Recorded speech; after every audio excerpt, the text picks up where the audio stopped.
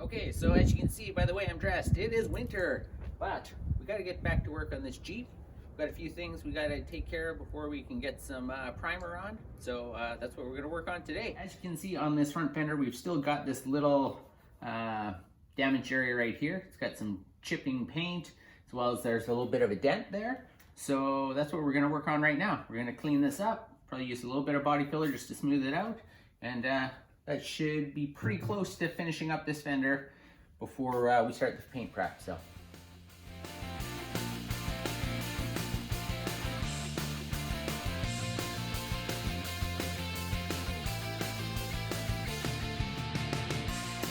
Okay, next up, while I'm waiting for that body filler to dry, I'm just going to tackle this a bit. We've got some surface rust happening just on the inside here.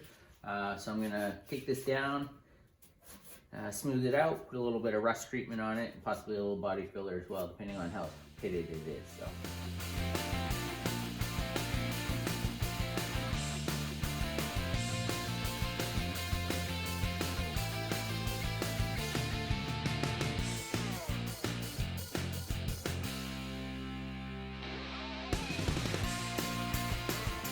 Okay, so while I'm waiting for that stuff to set up down there, I'm going to just kind of start wet sanding the body here, just with like 220, just to kind of scuff it up and get it smooth, and basically getting it ready for the high fill primer that I'm going to spray on top. So I'll go over it, see how this works.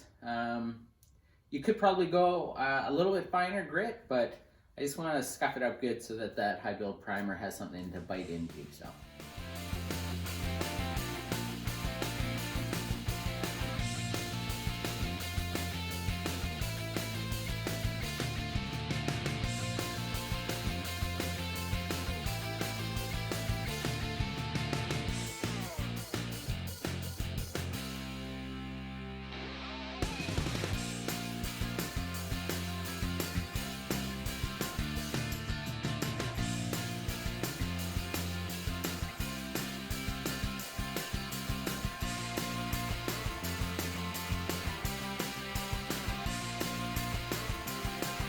Next thing I'm going to do is I'm going to pull this hardware off of the top of the fender.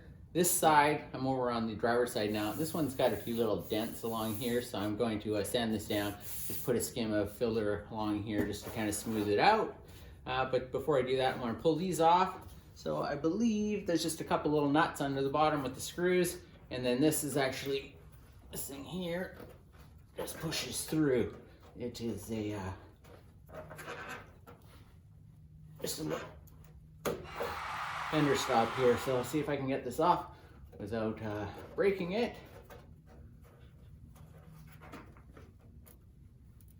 There you go. So you can see it's just got two little rubber nubs poke through here, and then I'll hit this with some WD-40 or some liquid wrench or whatever I have here, and then I'll get this off.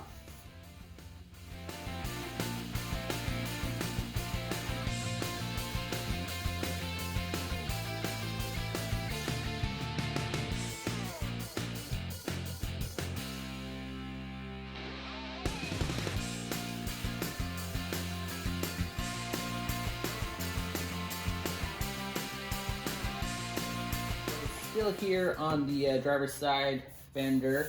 Like I was saying, I think this has been repainted and it was starting to peel a bit here, so just kind of feathered that back. There's a couple of low spots, one right here, and there's one that was kind of here, so I was taking this down because the other problem with here, probably because of the other repairs I did on this fender, it's tin canning a little bit now. So what I'm going to do is heat this up with a torch, and then I'll quench it with a wet rag. That should kind of contract the metal and at least stop it from doing this. Then I can pop it smooth with the body filler. So.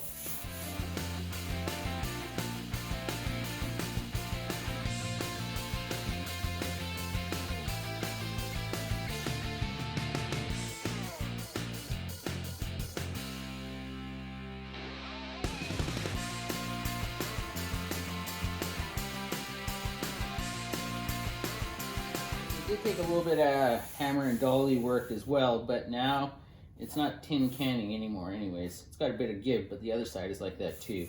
But it's not popping in and out like it was. So it still needs some body filler just to smooth it out. And again, you can see as I was sanding it back, you can see the 2 layers of paint there.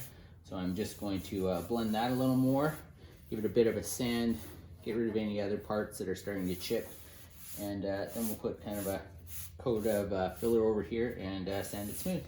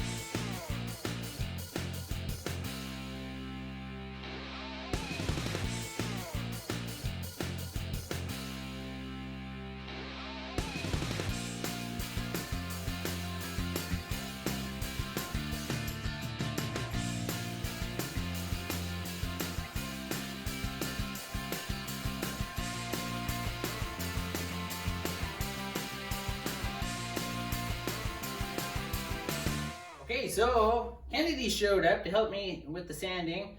I'm getting pretty tired of sanding.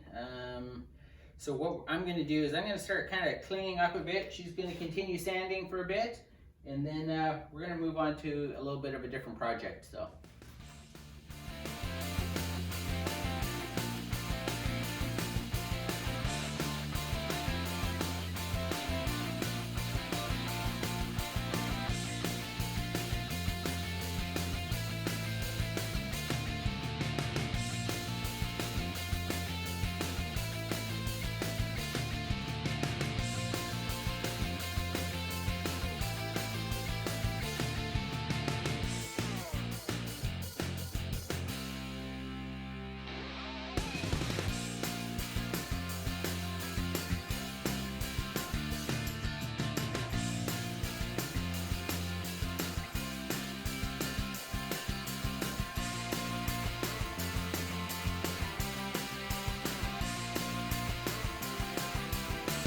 Almost done kind of wet sanding this front end, but I was having a bit of a problem. It was like there was some type of soap or something coming off all of a sudden.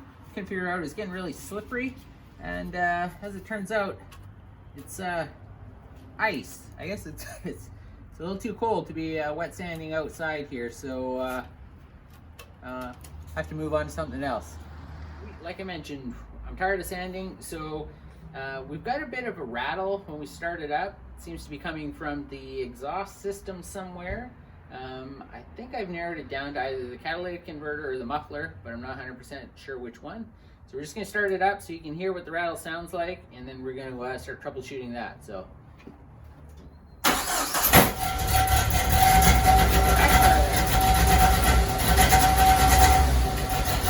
hear that rattle, so it comes from underneath. So let's take a look. Okay, so here we are underneath the Jeep. Basically, to get to the exhaust and the catalytic converter, we're going to have to remove this skid plate here. So it looks like there's got 3 bolts on each side, plus I think some mounting bolts to the transmission there and the transfer case. So we're going to zip those out and drop this skid plate, and then we'll take a look at the muffler and catalytic converter.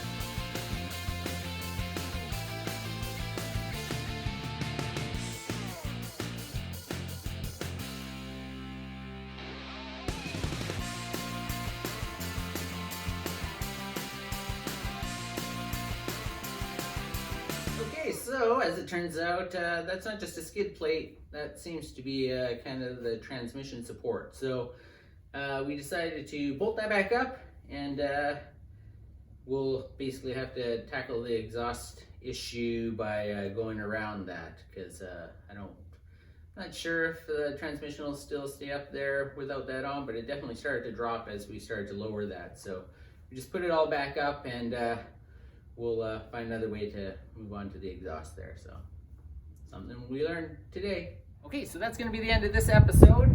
After thinking about it, I think we can probably still drop that skid plate to work on the exhaust. We just need to support the transmission with a couple jack stands or something like that. But that's going to have to wait for a future episode. As always, if you've enjoyed this episode, please like and subscribe. We'll see you next time on Analog Generation.